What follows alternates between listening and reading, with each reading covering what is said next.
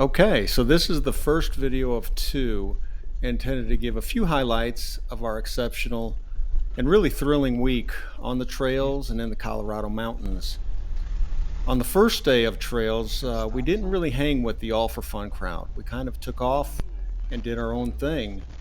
Um, and we started off with two trails that I had not done yet, but they are ones that are really famous locally and I had wanted to do for a long time. I'm gonna put my trail cam on, I think.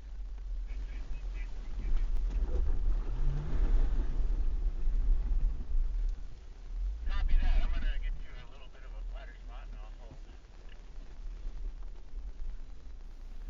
Leadville was a mining oasis back in the late 19th, early 20th centuries, early on for gold and silver, and then later lead and zinc. A lot of these trails today are remnants of those mining roads or old stagecoach passes, and they are everywhere in this area. I got the thing. I dig this trail.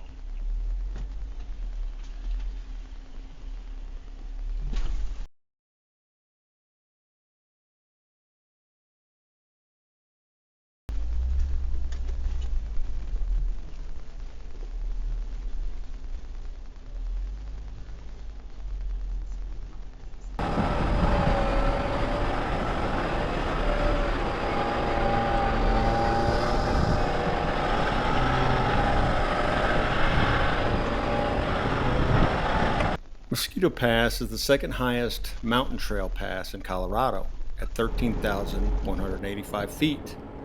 Because of that, it hangs on to its snow quite late in the season, and the trail opens very late in the season every year. Here it is late July, and it literally just opened a few days before. I'll talk more about that later. This would be Tony's first trail above the tree line this week.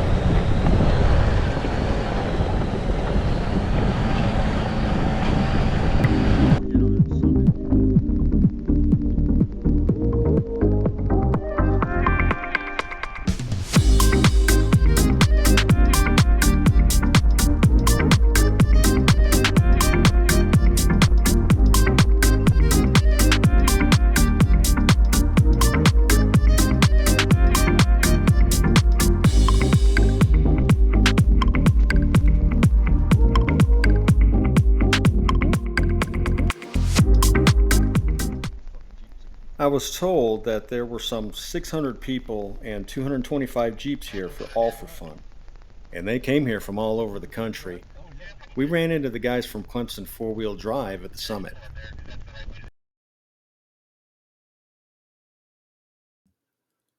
Being near the Continental Divide and being high above the tree line, these mountain passes can get very windy. It was no different on this day.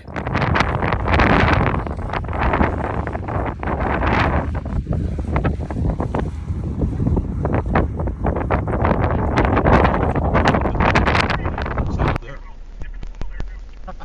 Where do you want me to stop? Where he is, up there. Jeff? Yeah. Once past the summit, we start heading down Shelf Road switchbacks towards the old town of Alma.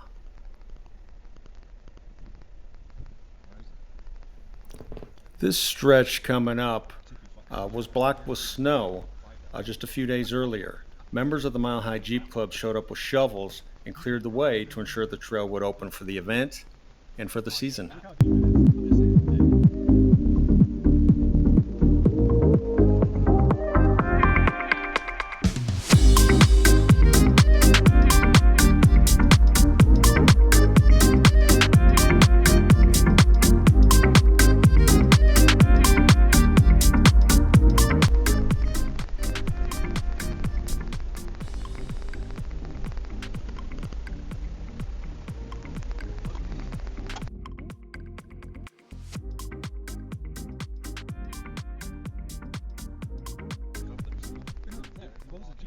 Are those the Jeeps down there?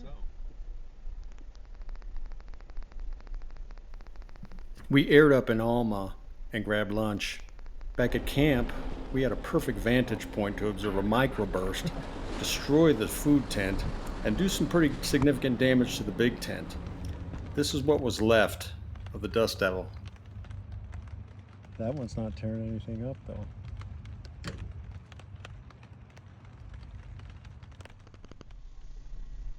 Morning. Yeah. Okay. All right. We signed up for a group trail on our second day. Then we jumped on Highway 24 and headed towards Camp Hale. Camp Hale was home to the 10th Mountain Division during World War II. These men trained in the skills of winter mountaineering and Nordic skiing in their preparation for winter warfare. Several structures still remain, and this remote area has a ton of hiking and jeep trails. We're at the Ansco right now. I just want to go this whole last mile. We got a few people girls and stuff here.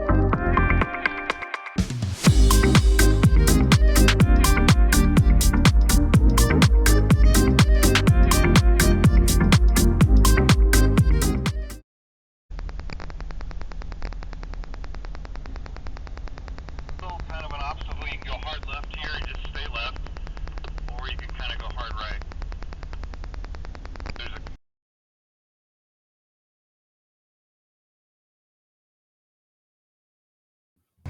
We did just fine over that obstacle, but it was fun to watch the jeeps after us do their thing and take a harder line if they wanted to.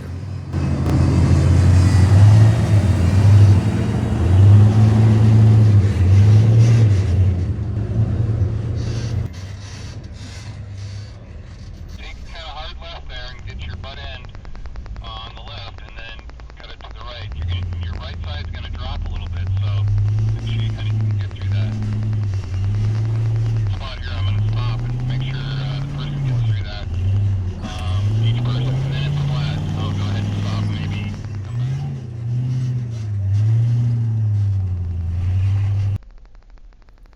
The first half of this trail was really, really dusty. He's a nice guy.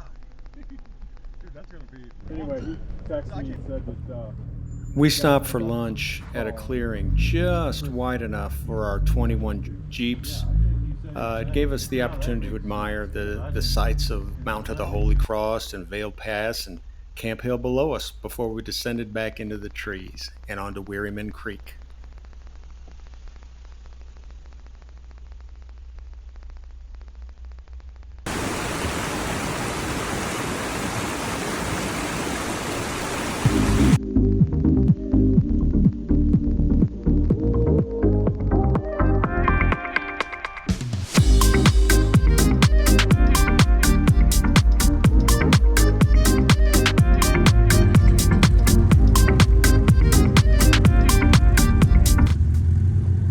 At Ptarmigan Pass, we stopped for photos. So here was a loop that should have been completed in 2 to 3 hours. With 21 jeeps, it took us nearly 7 hours to finish this trail. It was the ammo dump, I think. Where they put the ammo.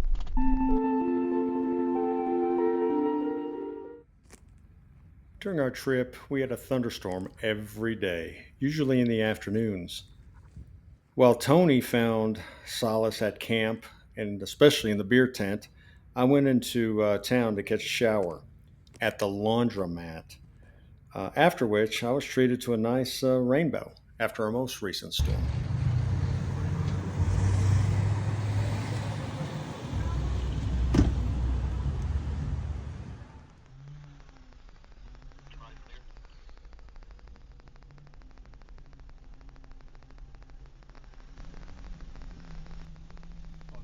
The Wheeler Lake Trail starts at Montgomery Reservoir, where the mining town of Montgomery once stood.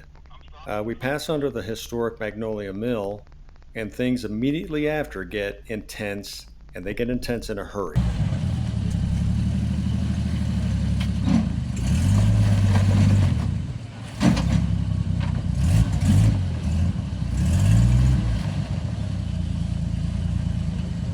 Our trail leader, Gabe, had one rule for these obstacles. If you can't get your rig up and over in 3 tries, you had to winch up. This is Minnesota's 3rd attempt.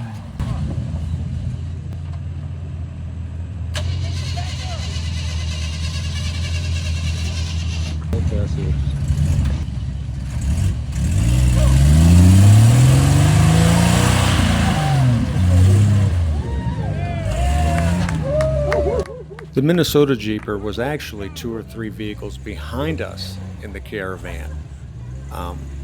So how did I fare on this obstacle?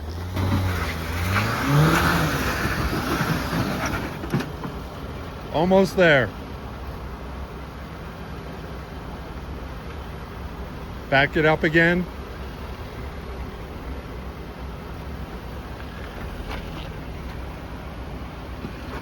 Good, right there.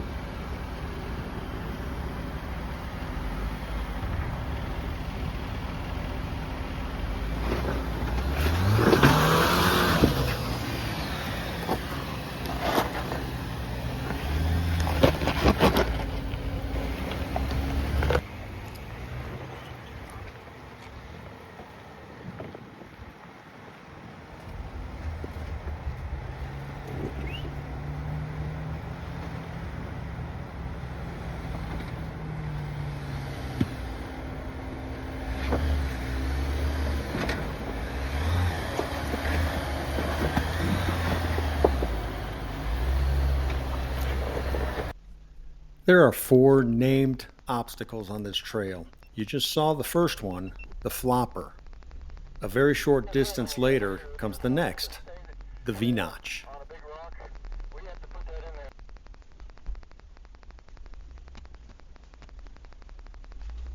Shit.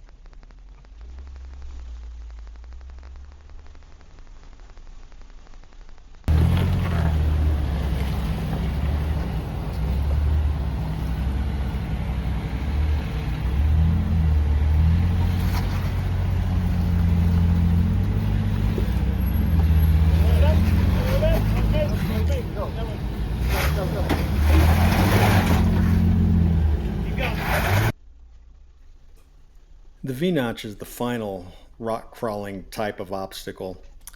It was that first unnamed obstacle that proved to be the most difficult for me. The final 2 named obstacles are coming up. The squeeze, which is a very narrow climb through the willows, and then Bowling Ball Hill, which, well, that should explain itself.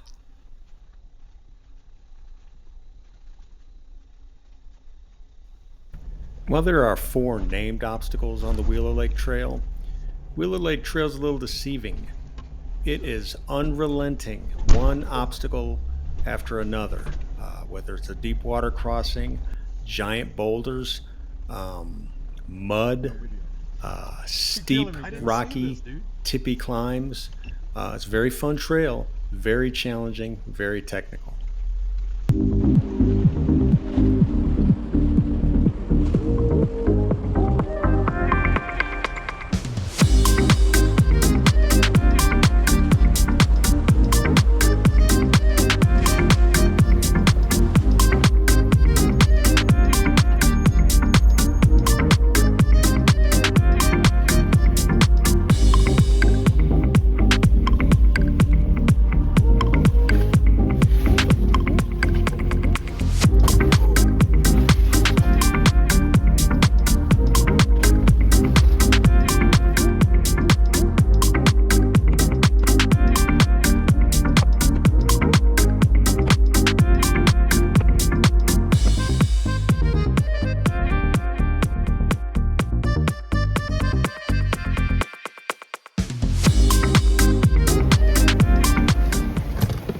They call it bowling ball because of the giant rocks.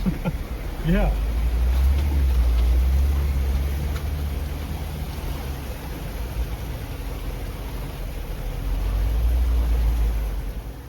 You got flowing water up here. To the right when you come by at the end of the water feature. After the water feature, it is Bowling Ball Hill.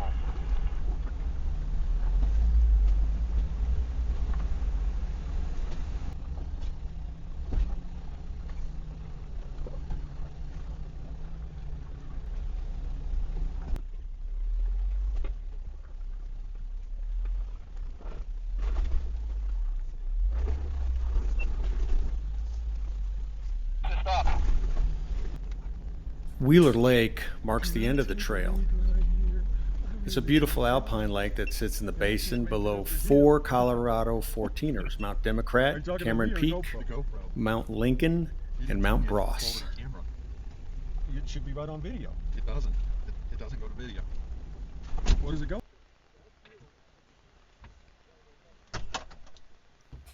Once we reached the lake, we stopped for lunch and to admire the waterfalls, an abundance of waterfalls in the alpine tundra.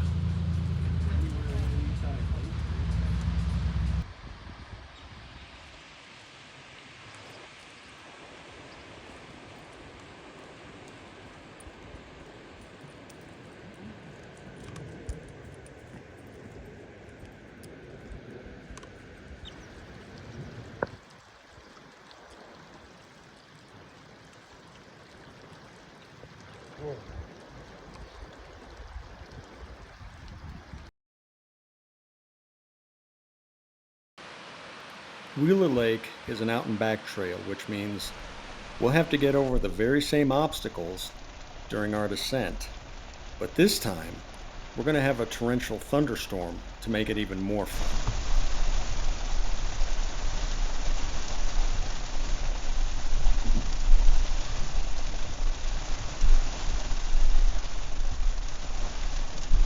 These bitches are crazy.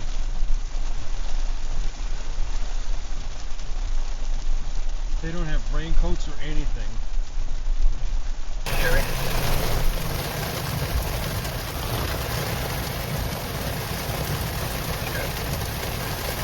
Oh, thank you.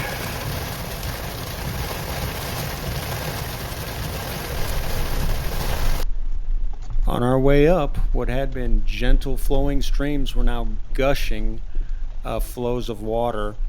What were deep water crossings were now even deeper water crossings. It was awesome.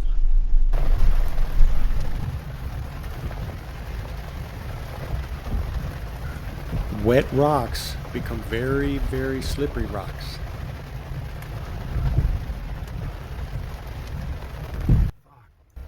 By the time we made it back down to the V-notch and the other rock crawling obstacles, the rain had pretty much stopped. Typical Colorado thunderstorm.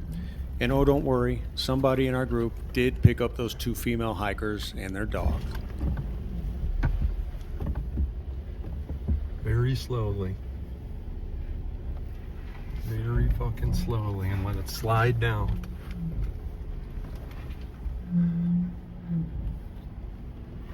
Holy shit.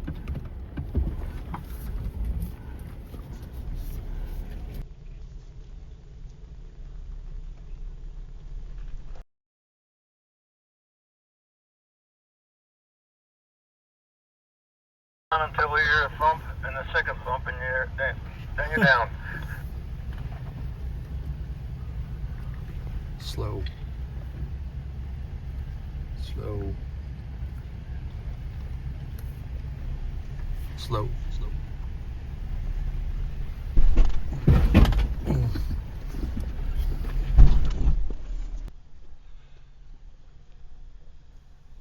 To date, Wheeler Lake is the most technical trail that I've completed. After this, we headed to the great town of Breckenridge for a burger and beer. This would be our final day in Leadville. Tomorrow, we would be heading to the San Juan Mountains, where the trails are an entirely different level.